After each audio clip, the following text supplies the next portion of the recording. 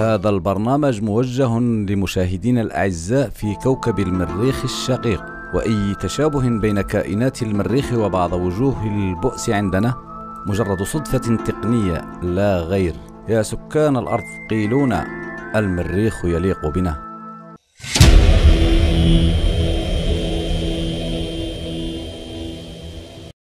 وضرب ريح الجهاد فالشعب والواد وخوتي الأجواد طالبين الحرية. نهار الشقة مشهم فيه لعقليهم وماذا حال بيت هموم ومن كل ثنية. تقاوي على الصباح ونادى ضرب وساح وما اللي طالعت لمسات رجعت ظلمية.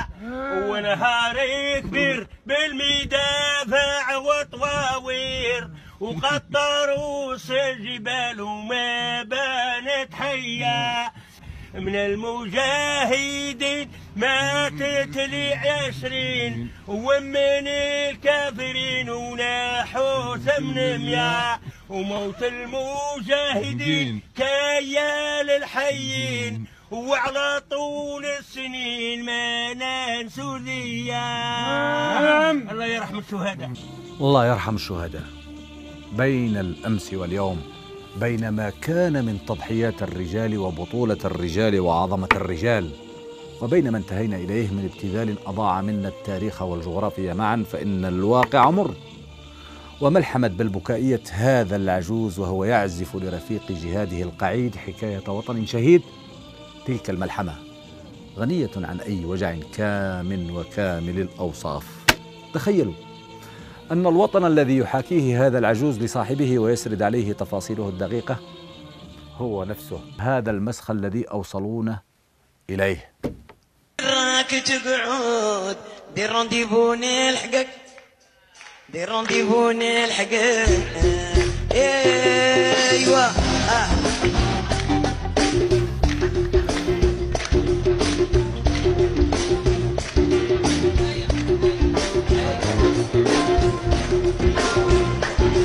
وريني وين راك ترقد، وريني وين راك تقعد، وريني وين راك تقعد يا عجوحة نلحقك.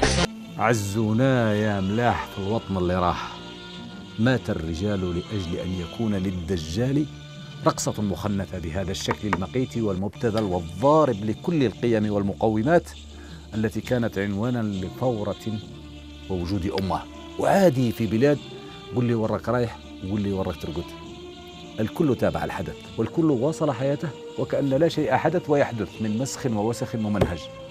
الله لا تربحكم ولا أستثني فينا راقصا ولا مشاهدا أو صامتا. مرحبا بكم في عدد جديد من برنامج عمر راسك. عمر راسك يا ولدي، فإنك في بلاد الرقص والرئاسيات والدحي أوطاني. الجزائر السويدية العظيمة، جزائر شركس اللي ساكن في مخنا، وجزائر العتروس وحلبوه، وجزائر قل لي وراك رايح وقل لي وراك ترقد، وجزائر العقارب الأليفة، وجزائر ريفكا والزهوانية. تلك الجزائر المشركسة تدخل محطة محورية في تاريخها. المناسبة الانتخابات الرئاسية، وهاو عليكم الرئيس يستدعي الهيئة الناخبة والشعب العظيم مدعو مرة أخرى إلى إحياء الزردة الانتخابية، وغير اللي ما حبش يترشح.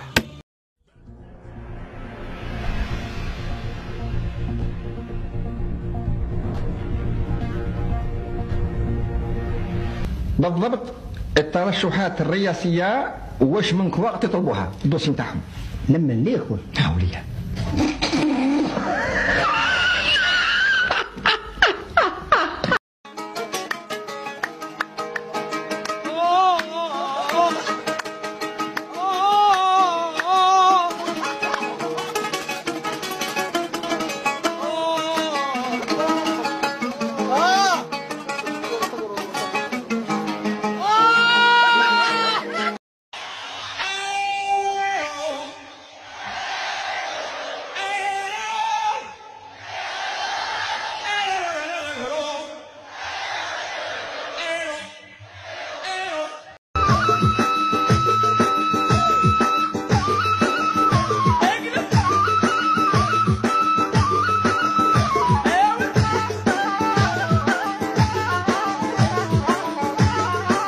يا سائس الخيل قم للخيل وانحرها، ما حاجة الخيل والفرسان قد ماتوا. العرس الرئاسي بدأ، والجزائر العظيمة والعريقة ديمقراطيا فتحت أبواب الترشح أمام جميع مواطنيها. الكل معني والحق في الترشح، وكذا التحرش بالكرسي الكبير مضمون للجميع. والنتيجة المضحكة والبائسة أن السلطة استدعت الهيئة الناخبة فوجدت نفسها أمام هيئة مترشحة على مقاس سخريتها وتدفيهها وتمييعها لكل شيء. فالشعب الذي كان يسمى عظيما وثب وثبة واحدة ليترشح ليس للرئاسة ولكن للتمهبيل والتمسخير بالسلطة وبإعلامها الهجين الذي أوكلت له مهمة تدفيه كل شيء. أول الغيث والهطول في انفلونزا الترشح حكايات ساخرة وكاريكاتورية، أو هكذا أريد لها، عن رئيس ستاك وعن مرشح الطائرات الطبيعية، ناهيك عن مرشح وما هو إلا وحي يوحى. واش ناكل؟ خويا كل واحد يمشي قال لك له علي يمشي تاع الوعل ولا اخر باللارج يمشي تاع باللارج. نولي ناكل ستيك. انا عم ما ناكلش البطاطا انا. الرئيس ياكل بطاطا. هذا هو ستيك ديريكت. علاه؟ يا الدراهم كاين الدراهم سبحان الله. لو كان نحكي لك ما تامنش. الشيء اللي درته كان غير الرئيس وانا اللي يعلم شي درت. هذا الوحي هذا كافكار هذه راه في مده طويله نكون كما يقول لك قاضب ماشي قاضب ماسك ورقه ويجيني فكره كوحي الهي نكتبها. ان شاء الله نترشحوا للرئاسيات هذه 2019 وان شاء الله تكون الجزائر احسن من امريكا ان شاء الله. وبديت في خدمه طائره طبيعيه النافيو ناتشيرال، درت لها الجناح بالتراب وبليمون اللي عندي نخدم به. انا ماذا بيا نتغلب على امريكا. طبعا مشاهد مضحكة عن مواطنين جزائريين، أحدهم صنع طائرة طبيعية بأجنحة من طين ورايح يدير الجزائر خير من الأمريكان. الآخر يريد أن يكون رئيسا باش يشبع ستاك. أما الثالث فإن ترشحه جاء بناء على وحي يوحى. النتيجة مضحكة عامة، تهريج سبيطار نتاع مهابل وبهليل، أو هكذا أرادت صحافة شركس وبالأحمر والشيخ ميدو خساني تاع والركدبات، هكذا أرادت إضحاك الجزائريين على بعض الجزائريين. لكن ماذا لو عكسنا الأمر وقلنا أن من شابه سلطته ومسؤوليه وحكامه فما ظلم؟ تهريج السلطة أنتج لها تهريجا على مقاس ولد عباسها وبن حمو وبوصبع وغول. انتوحى بضاعتكم ردت إليكم. هؤلاء المواطنين الذين تاجرت بسذاجتهم وربما مرضهم وجهلهم وعقدهم قنوات شركس وبالأحمر والهواري مولا لومبينونس وصحافة العتروس المحلوب، هؤلاء هم نتاج وضع ورضع عام. فمن صنع أجنحة طائرة من التراب سبقه وزير تعليم عالي أنتج لنا القمح بلا ماء ولا مطر. ومن يحلم بأن يكون رئيسا حتى يتذوق طعم الستاك سبقته حكومة جعلت من برنامج قفة رمضان إنجازا عظيما لأصحاب الفخامة والمعالي. ومن رشحه الوحي عين الوحي قبله 1000 مسؤول ومسؤول. يعني لما نضحك على جنون البسطاء وعلى طائراتهم الترابية واستاكهم الرئاسي وجنونهم الفطري، فيما الهبال الحقيقي في القمة، في ولد عباس، وفي صاحب نظرية الكياس في السوناطراك، وفي مول الحيحوحة اللي دورها من القودرو للبقر، وفي بن غبريط استثناقية. واللي ما قالوش نولوا كما الامريكان، قالوا رانا خير من الامريكان ومن السويد ومن المانيا، ورغم ذلك صفق لهم الحضور والمشاهد العجيز. ما يحدث على مستوى القاعدة يا سادة انعكاس طبيعي لما هو موجود في القمة. وما دام الحالة راهي سبيطار نتاعت مهابيل الفوق، فإن الشعب على خطى مهابيله تحت، وراهي ماشية بدعوى الخير. المهم، وحين يصل الاستخفاف بالكرسي الكبير إلى هذا المستوى من التمييع، فإن الإفلاس أصبح تراجيديا كوميدية أبطالها وحي وطيارة من طين، ناهيك عن استاك رئاسي والهدف تمييع القادم لأجل تلميح الموجود، وأنه لا بديل إلا هم، وأن الوطن لن يكون إلا بهم. ربة بيت فقيرة من إحدى مداشر الجزائر العميقة ليس لديها مستوى دراسي ولا تعرف السياسة، انتقلت إلى العاصمة لتعلن ترشحها ليس لأجل أن تكون رئيسة ولكن لتصفع مجتمعا ونخبة وأشباه مثقفين وتعري فينا كلنا الغياب، التخاذل والعجز. وجيت اليوم ترشحي باش تولي رئيسة؟ توكلت على ربي سبحانه وقلت نترشح، خاطرش باش ما نفاجئكمش ولا تقولوا هي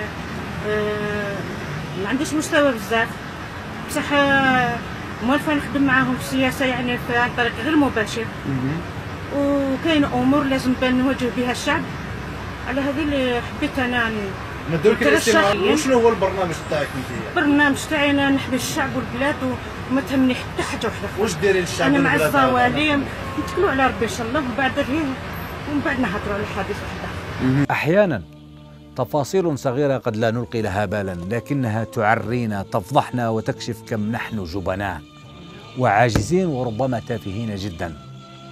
فحين يتعلق الأمر بالبسطاء والفقراء وأهل النية نجعل منهم مضحكة ومسخرة. إعلام بقرة أنجبت قطا، وإعلام العتروس المحلوب، وإعلام بالأحمر يرقي السيروم نجح بشكل كبير في أن يقدم الجزائري الذي كان مضرب الأمثال عقلا ومثالية وحضورا، نجح في أن يقدمه في صورة المهبول والبهلول والمليء بكل العقد النفسية. ولم يتساءل ذلك الإعلام المتعترس على الغلابة فقط عن هوية الإرادة الخفية التي خططت لأن يظهر الجزائري بهذه أو بتلك الصور المقيتة والمؤسفة. هذه السيدة التي تستحق بدلا من السخرية منها كل الاحترام حين نوت الترشح، هي تعلم مسبقا أنها لن تكون حتى رئيس البلدية، لكنها ترشحت للرئاسة، والأصح أبدت نيتها في الترشح لتضع بعفويتها النخبة والمجتمع وكل غيور على هذا البلد في موقف عنوانه: حين تستقلون من روح المسؤولية لا تلوموا البسطاء والأميين حين يتقدمون الصفوف ويحاولون ويأخذون زمام المبادرة. هذه السيدة أرادت أن تحاول رغم نسبة السفر التي تقابلها لتحتج بطريقتها على الوضع وتصفع ما يسمى بالشخصيات الوطنية التي لا زالت تنتظر رنين هاتف لكي تركب الهودج، وتصفع كذلك نخبة تعودت أن تعارض وتنتقد وتنظر من وراء شاشة هاتف. الفائدة والحصول. وبعيدا عن هذه السيدة البسيطة التي فضحت سكان الأبراج العاجية من نخبة ومثقفين وشخصيات وطنية، هي أقرب إلى الأوثان التي تنتظر ربا ينفخ فيها موقفا وحياة. بعيدا عن ذلك فإن مسرحية الرئاسيات في جولتها الأولى اختار لها مهندس ما أن تكون صورة لجوان فيل فيه كل ما لذ وطاب من زردات انتخابية، لكن بأثر ووعد قادم. ومن مرشح الصابون إلى مرشح الكسكسي وصولا إلى مول عائلة المرادية فرئيس وقائد القوات العالمية، فإنك في جزائر لا تزول بزوال المضاحك. أنا برياكسيون سابونيفيكاسيون نصنع صابون اللي نحط فيه المواد الطبيعية. هذا تعتمد كمشروع؟ ماشي مشروع، أنا ونخدم فيه ونمد للناس ويشريوه في الأمريكان ب80,000 وأنا نمدو لي جون ب10,000. لو كان نربح رئيس إن شاء الله ندير وعدة كبيرة للشعب الجزائري، وكما قال لك واحد ونفرح معاهم ويفرحوا معايا إن شاء الله بإذن الله. أنا عندي مدة شهرين أو 3 راني ناكل برا. طعام يوميا؟ الطعام يوميا. الحجاج موتات، ونشكر هاد الناس اللي يموتوا، نشكرهم بزاف بزاف لخاطر رانا ناكلوا موراهم. واهدي تحياتي الى اصحاب القصع كيما يبغوا مستغل، ماشي شرط يقولوا كيما يقولوا طعام ولا حاجه، كيما يبغوا هما طواجين يبغوا حاجه. دبلوماسي عالمي هناك بالامم المتحده رئيس الامن والسلم في العالم. في 10 جونفي 2017 كان الشعب الامريكي دار مظاهرات عارمه بامريكا بتنحيه ترامب وجعل سعيد عمامرة كرئيس الولايات المتحده. كل معروف لدى العالم سعيد عمامرة كان اونلاين يعني. اولا لن نستغرب اذا ما اكتشفنا بعد حين ان هذه العينات من مترشحين افتراضيين ومضحكين جدا ما هي إلا جزء من كاميرا كاشي انتخابية مدفوعة الأجر والأجرة من طرف جهات أو قنوات فضائية بعينها. فلا يمكن أن نصدق أن هذه المسخرة من الكائنات جمعتها الصدفة وحدها في نفس المكان ونفس الموعد ومع نفس الكاميرات. هذا عن أولا. أما ثانيا فإن الأكيد في سلك برامج هؤلاء أنه رغم تهريج ما يقدمون فإن فكرة بن شريف هذا لحل أزمة الجزائر بالصابون فكرة جميلة رائدة، لأن حجم الفساد الذي نعيش يحتاج فعلا لرئيس صابوني باش ينظف كش ما ينظف. فنحن في بلد أصبح فيه الوسخ رياضة وطنية بكل ما تحمل الكلمة من معنى ومن مبنى.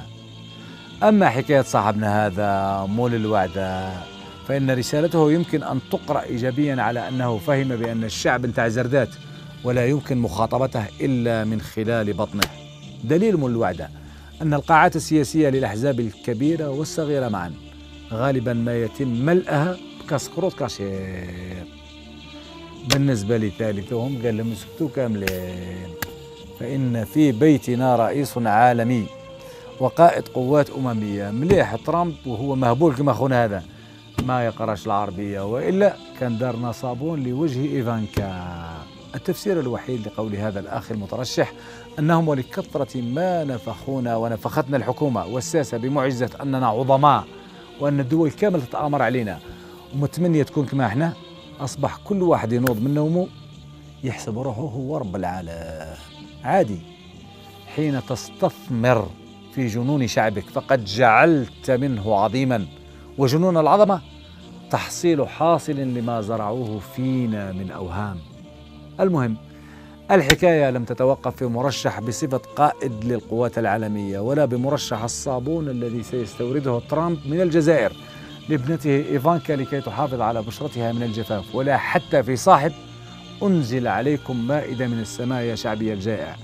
الحكاية لم تتوقف هنا ولكنها انتقلت إلى حديقة الحيوانات حيث شوهدت مجموعة أسود سبوعة وليست أرانب تزأر انتخابيا. كاين جملاء رايحين يهضروا على لي ليافر. انا جو ديري جو سوي با ان ليافر مي جو سوي ان ليون دو لا بوليتيك. انت ماشي ارنب. ماشي ارنب، انا سبع.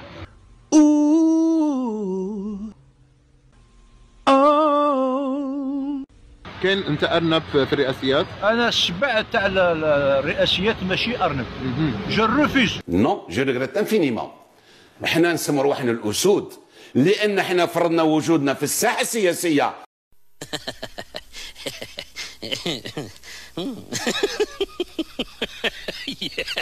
احنا اسود وليس ارانب. لنتفق ان بعض اللوحات كلما ازداد وضوحها فلكي تخفي غموضا اكبر، وبغض النظر على انه عندنا في الجزائر 40 مليون رايس لان كل جزائري في راسه رايس صغير راه يسمم فيه، الى ان الصوره الكاريكاتوريه التي قدمت بها الترشيحات لا تحتمل الصدفه.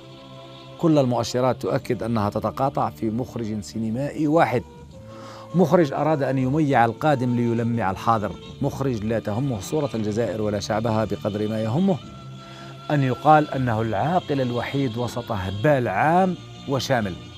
والنتيجة كما نرى، البلاد تحولت في محطتها الرئاسية إلى نكتة انتخابية فيها الستاك، فيها الطواور تاع التراب، فيها السبوعة، فيها الصابون، فيها الروانب، فيها رئيس عالمي، ولكم أن تتصوروا بقية الوضع.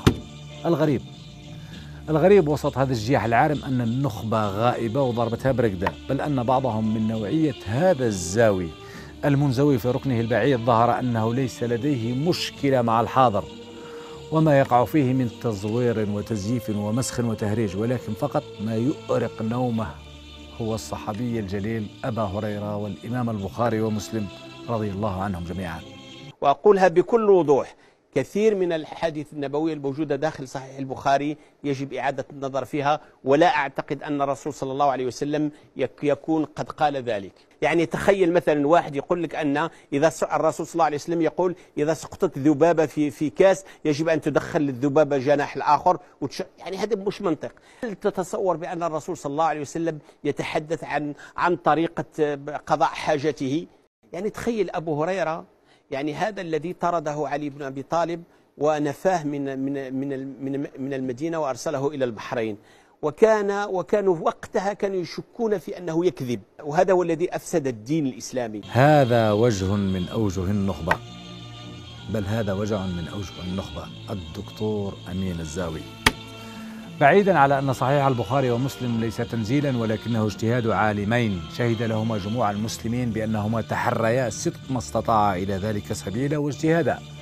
وبعيدا على أن الصحابي الجليل أبا هريرة رضي الله عنه وأرضاه ليس معصوما ولكنه بشر يصيب ويخطئ، إلا أن الثابت في هجوم الروائي من الزاوي أن رأيه هو آخر شيء يمكن أن يؤخذ بعين الاعتبار أو يعتد به، لأن كاتب رواية شارع إبليس وما فعل بطل روايته تلك في القطار مع الشاب الفرنسي من شذوذ دليل على أن الزاوي لا يمكنه أن يصل حتى إلى مرتبة الطعن في أبي جهل وأبي لهب، فما بالك بالتشكيك في سيدنا أبي هريرة.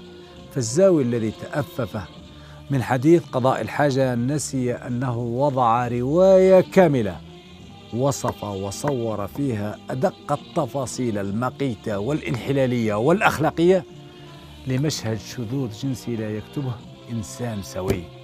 لكن للأسف هذا هو حال النخبة وحال سيد الانحلال الروائي، يتأفف من جناح ذبابة غمس في فنجان ويطعن في صحابة رسول الله صلى الله عليه وسلم وقبلها في اللغة العربية، لكنه يعجز يتصنم حينما يواجه الأستاذ يحيى شريف إسماعيل صنمه في مكانه بعد أن فضح أجندته الفرنسية الهوى والأهواء، فيما ظل الدكتور الزاوي صامتا أمام الحقائق الصادمة.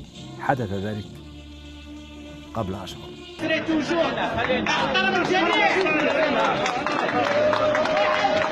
إلى الأنقراب هي لغة ثانية. Je suis kabyle. مسلم je resterai toujours. هذا راه الفرنسا رفدوه في السماء خاطر لي اسكلاب. Même son livre il est écrit avec la langue de son maître et avec le sang de nos morts. قال لك اللغة العربية هي السبب التخلف. عندما كانت الحضارة الإسلامية كيف كانت الحضارة الغربية؟ هل كان وجود لها؟ هذا كل كتابات نتاعهم والانتقادات نتاعهم وهو الدين واللغة. هذم الناس ils ont un complexe un problème psychologique. هنا لله درك يا أستاذ شريف إسماعيل، لقد أبكمته وأبكمت الحداثة. الزاوي الذي لا تخرج كتاباته من شارع إبليس إلى رواية التيوس فرائحة الأنثى وحكايتها مع الرعشة لم يجد ما يقول مع هذا الأستاذ الفاهم جيدا للعبة الرعشة الفرنسية. المهم أن لعبة مهاجمة شارع الأنبياء بعد فشل مغامرة شارع إبليس لا زالت مستمرة في ساحة التيوس التي يقودها أمثال الزاوي. ويبقى ما يفضح الزاوي وأمثالها من نخبة أنهم تناسوا بل جبنوا أن يقولوا كلمة في حاضرهم والسلاطين حاضرهم، واكتفوا بممارسة بطولاتهم الوهمية ضد ثوابت الأمة في مقارعة مرة لمآثر الصحابة وأخرى للطعن في العبادات ذاتها. ولعلنا نذكر كلنا يوم تعاطف صاحب التيوس مع الخرفان التي تتعرض للإبادة بسبب أضحية العيد. النتيجة بمثل الزاوي هذا من نخبة مفلسة خرجت علينا نوعية الكائنات الانتخابية من فصيلة طائرة بأجنحة من طين أو مرشح صابون أو رئيس وقائد للقوات الأممية العالمية، ناهيك عن نوع آخر من مغامرين على شاكلة نكاز كانية وتدرب وجاء جاي ينقز مرة أخرى. على بالكم ورانا اليوم رانا أمام وزارة الداخلية باه تجيبوا الاستمارات. في هذاك الوقت كنت شويه ليا على بالكم ما كنتش نعرف الامور كيف كانوا يمشوا في الجزائر، فدروك دربت شويه على بالكم.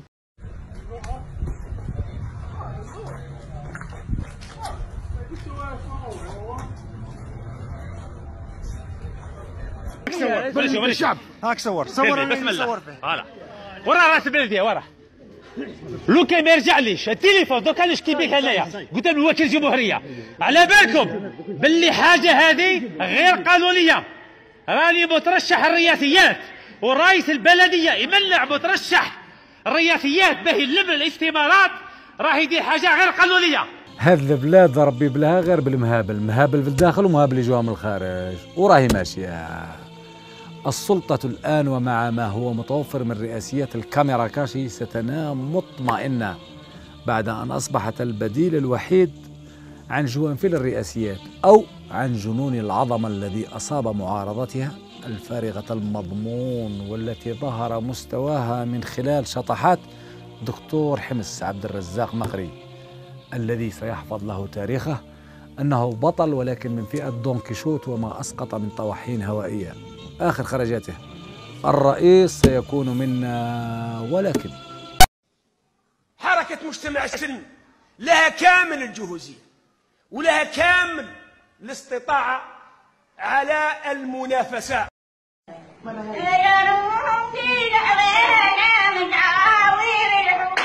اليوم رانا داخلين في الانتخابات الرئاسية. لو كانت الانتخابات حرة ونزيهة، لو كانت الانتخابات مبنية على الإرادة الوطنية الحقيقية التي تحترم سيادة الشعب، أنا نأكد لكم بأن رئيس الجمهورية في 2019 راح يكون من حركة مجتمع السلم. إذا كانت السلطة مشبعتنا مقروض، فإن مقري وبلا منافس له لديه كمية كبيرة من الخرشف الديني الذي يكفي العالم كله. هل سمعتم يوما برئيس حزب محترم يعترف أن الانتخابات غير نزيهة ونتائجها مفصولة ثم يقول أنه سيشارك فيها؟ أليس هذا تواطؤا مع التزوير ومباركة له؟ مشكلة الحمصيين أنهم دوما يرتضون دور شاهد الزور الذي يشارك في الجريمة ويزكيها بمشاركته ثم يشتكي من نتائجها. المواقف شيء من اثنين: إما أن تكون رجلا وترفض أن تكون جزءا من المهزلة، أو ترتضي دورك في المهزلة وتخلينا من بيع الخرشف، وهي حالة الدكتور حمص الدكتور مقري وحالة من يصفق له.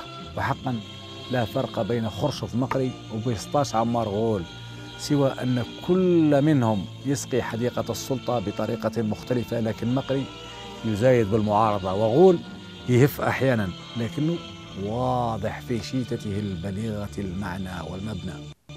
للتاريخ، وعمرنا لا قلنا كلمة تأجيل وتمديد. للتاريخ ممكن صرا أنا مالقا ما نكافوياش، لكن كلامنا مسجل بالصوت والصور. وهذه الندوة قلت الآن بهذا الطرح هي أهم من محطة الرئاسة. لا نريد أن يفتري علينا أحد. نحن قلنا في البداية لما جبنا ندوة الإجماع الوطني، قلنا ندوة الإجماع الوطني كفكرة كمضمون تكون قبل الرئاسيات مرحبا، تكون بعد الرئاسة مرحبا، بكل وضوح. هذا هو غول، ولا عجب أن عارض عمار وكذبه فيما قال، ففي شرك عمار كل شيء ممكن وغير الممكن أن لا يكون. هذا هو غول. خدام حزام قالوا له قول قال، قالوا له كذب روحك كذب روحه. والمهم نختم هذه الفقرة بتخلي ملكة الشيت الذهبية عن لقبها الوطني، وذلك بإعلان فاطمة بوصبع أنها لم تعد شياتة. والسبب: أنا السيدة فاطمة بوصبع رئيسة المنظمة الوطني لترقية ثقافة السلم والمصالحة. يقولوا عليا شياتة، بصح أنا مانيش شياتة. أنا نقول اليوم أنا شياتة تاع عبد العزيز بوتفليقة المجاهد، ما يحتاج لا الشيتة تاع فاطمة بوصبع، لا الشيتة تاع كامل، لا الغول، لا ولد عباس، لا كل السياسيين. المجاهد عبد العزيز بوتفليقة وزن دخل من بابه الواسع. بوصبع كعادتها تصنع الحدث، حدث الشيتة. في اللحظة اللي قالت فيها أنها ليست شياتة وصلت الشيتة للسماء. أرجوك يا فاطمة بوصبع أرجعي لقبك الملكي، على الأقل نضمن سقف الشتاء. فبهذه الحالة ممكن تدينا البلاصة واحدة أخرى. لكن الله يا جزائر، سبيطار تاع مهابل ومصنع تاع شتاء ومجمع تاع خرشف. وإلى الفقرة الموالية. يحكى أنه في زمن مضى، يحكى أنه في زمن مضى. يحكى أن شخصا أدخل إلى زنزانة مساحتها 3 أمتار، فراح يضرب برأسه الجدران ويصرخ مناديا: أنا مظلوم، أنا بريء، أريد حريتي. ومع ما تسبب فيه من إزعاج وفوضى، أمر مأمور السجن أن ينقل السجين إلى زنزانة مساحتها 1 متر ليزلزلها ذات السجين بالصراخ محتجا: كيف لي؟ أن أسجن في زنزانة مساحتها متر؟ وكيف أنام ووسط دفاعه عن حقه في التمدد والنوم نسي المسكين نضاله لأجل براءته وحريته ليواصل الصراخ محتجا على وضعه الجديد. أدخلوا معه 9 أفراد لتكون الزنزانة ب10 سجناء، ويبدأ الصراخ صراخهم جميعا: هذا ليس عدلا، كيف لكم أن تسجنوا 10 أفراد في متر واحد؟ وبدأوا بالنضال من أجل زنزانة مساحتها متر لكل فرد منهم. ولأن فوضاهم أقلقت المأمور فقد أمر بإدخال خنزير معهم لتعتلي الزنزانة صرخات التأفف والاحتجاج وينادوا بصوت واحد منددين: بالله عليكم سوف نختنق ونموت ورائحة الخنزير نتنة. كيف يعقل 10 أفراد وخنزير في زنزانة مساحتها متر؟ وأصبح نضال ال10 مساجين مختزل في إخراج الخنزير والتخلص من رائحة فضلاته النتنة. حينها قام الحراس بإخراج الخنزير وتنظيف الزنزانة. وبعد فترة زارهم مأمور السجن متسائلا عن حالهم، فرضوا جميعا بأنهم أحسن منذ أن تم إخراج الخنزير. وفق هذه المعادلة كيف تحول النضال من المطالبة بالحرية ورفع الظلم إلى المطالبة بتوسيع الزنزانة، فالمطالبة بزنزانة لكل فرد رغم ضيق مساحتها، لينتهي الحال إلى مطلب وحيد هو إخراج الخنزير. طبعا هذا حال الشعب مع حكومته، من المطالبة بحقوق المواطن الكاملة من عيش كريم وكرامة محفوظة وحرية مصانة وعدل ومحاسبة للفاسدين، إلى العودة إلى الصفر فقط، إلى وضع سابق تكون فيه البطاطا والبصل والمعدنوس في متناول الجميع. حين يصبح الوطن سجنا كبيرا حافظ على مساحة زنزانتك حتى لا تضيق بك حدودها فتختنق من شدة ضيق التنفس، وليس من حقك في العيش الكريم وفي كرامة العيش وحريته. بعبارة أخرى، حين يصبح حقك كرم سلطة فاعلم أنك كالراي برتبة مواطن. إلى الفقرة الموالية.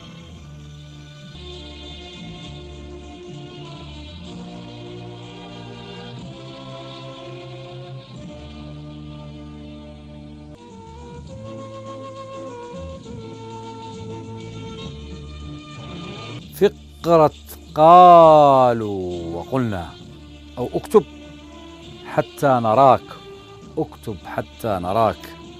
زوجة أحد الشهداء ذهبت إلى البريد لأخذ منحة الشهيد، فوجدت أن الوزارة رفعت المنحة بعض الشيء، فعبرت عن سعادتها لعامل البريد، فقال لها ضاحكا: لا تشكري الحكومة بل اشكري المرحوم الذي مات.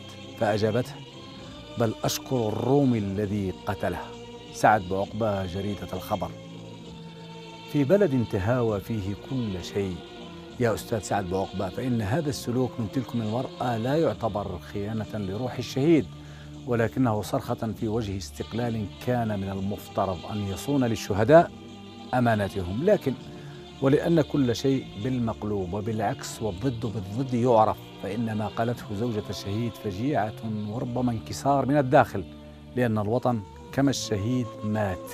للأسف هوينا والهاوية وطن مكسور داخل أهله وذويه، فعذرا سيد الشهيد.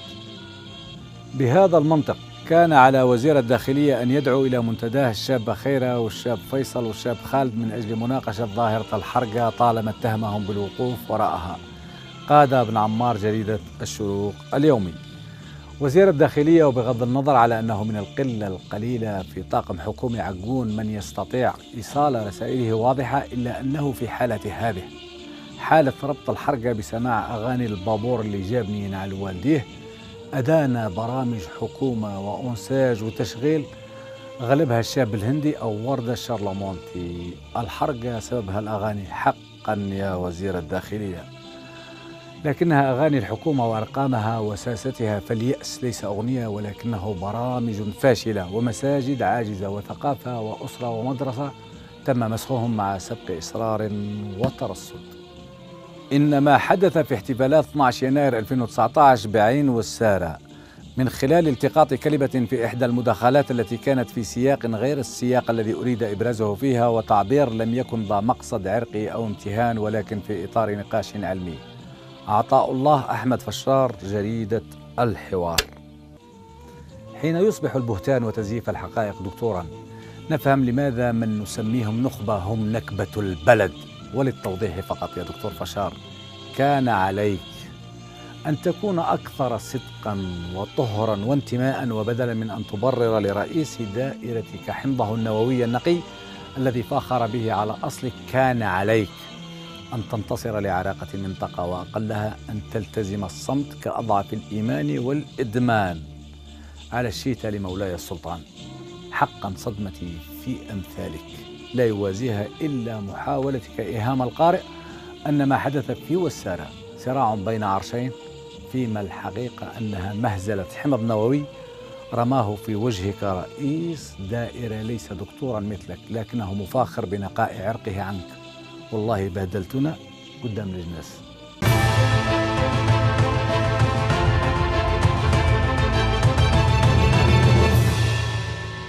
فيسبوكيا أو كتبوا على جدرانهم الافتراضية، هذا على فرض أن هنالك جدران افتراضية، تكتب حرف اتخلصوا راك بتزاير.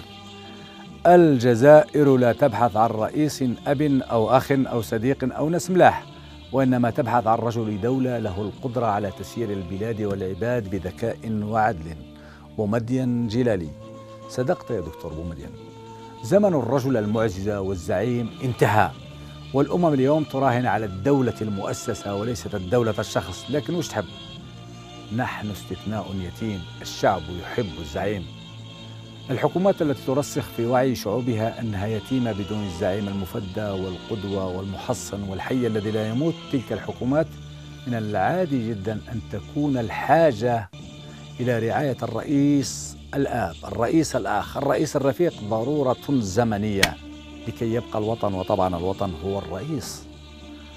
استثمروا في زرع اليتم، فكانت النتيجة حاجتنا الدائمة لحنان الآب والآخ الرئيس. هشتكنا وبشتكنا يا رئيس.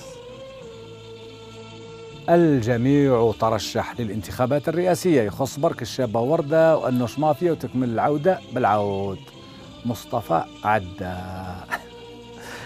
نسيت أهم رقم في المعادلة وهو ريفكا، الذي يكفيه أن يكتب على الانستغرام بأنه سيقيم عيد ميلاده أمام المجلس الدستوري حتى تبايعه جماهير البليغة زعيما وقائدا ولما لا رئيسا، مع وقف التنفيذ لحين بلوغ ال40.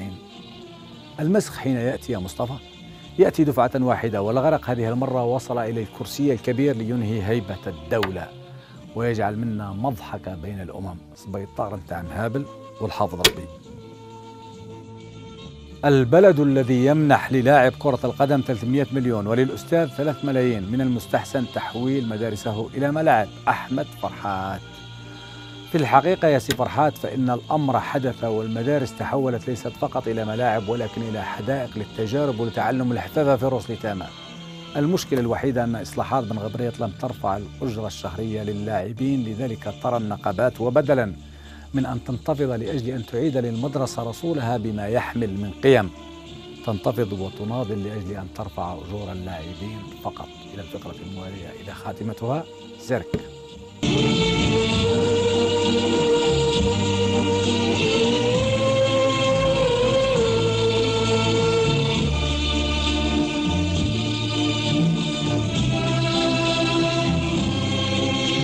خاتمتها سيرك، والسيرك كما نعلم فنون وجنون ومجون أحيانا. بداية السيرك لهذا العدد من صورة قديمة، صورة من الأرشيف سبق تناولها في هذا الركن في أعداد سابقة، لكنها لا زالت صالحة للسيرك، وخاصة مع الهرج السياسي والانتخابي الذي نعيش. كعكة كانت قبل الآن وطنا. حدث ذات يوم أن قام رئيس البرلمان الأسبق ووزير المجاهدين الأسبق ووزير الداخلية الأسبق بأن اقتسموا الكعكة ليرحلوا، وتبقى مسرحية الكعكة مستمرة، لكنها في تلمسان تحولت إلى بقروط، وذلك بمناسبة اليوم الوطني للبلديات. مقروط معسل. وقبلها كنا كعكا، والحياة مستمرة جدا في بلاد المقروط والكعك. وكذا غاز البوطاني أوطاني. الصورة من تيمومون، غاز البوتان متوفر، والدليل الطابور هنا وهنا أيضا في بقعة أخرى من بقع السويد العظيمة. وعلى ذكر البقعة والذي يقع إذا لم تنتبه، حفرة من مدينة يسر ويقال أنها من عام 2015.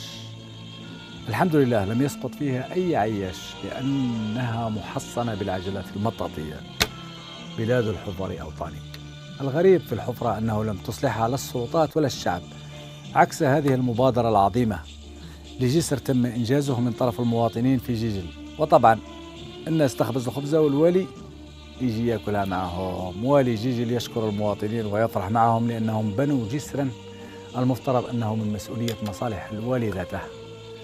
المهم ما دام الأمر يتعلق بالسينما فإن السينما وصلت حتى إلى مكتب والي وهرم المحتفل بميلاد 4 أطفال كإنجاز ديموغرافي. هنا يستقبل عائلات الأجنة بالبركة على الوالدين، وهنا يضحك معهم واروح انت وافهم وش دخل شعبان في رمضان. لا تجعلوا من الحمقى مشاهير. والمشهور هنا فوفو حزب السلام غير المعتمد، فوفو ابن غنيسة صاحب نظرية الشيتا الإيجابية، أعلنها صراحة ليعطيني الكاغط أي الدراهم نمشي معاه من المترشحين. عليك وعلى غير نطور. طبعا هاي البداية، مرشح سنفوري خطوة بخطوة مع ابن غنيسة انت حك ترباح. فوفو هذا فهم أن القراية في الراس وليست في الكراس، عكس هذه الطفلة المتوشحة للمطر والبرد لبيع أكياس حليب، فيما معلمها يستغل شاحنة لكي يزرع فيها أن العلم نور. وما دمنا نتكلم عن العلم نور فإن تحية الموقف لحماة الديار واجبة. كل الشكر لسادة البياض وهم يرفعون المستقبل بعيدا عن الصقيع. إلى اللقاء، إلى الحلقة القادمة بإذن الله.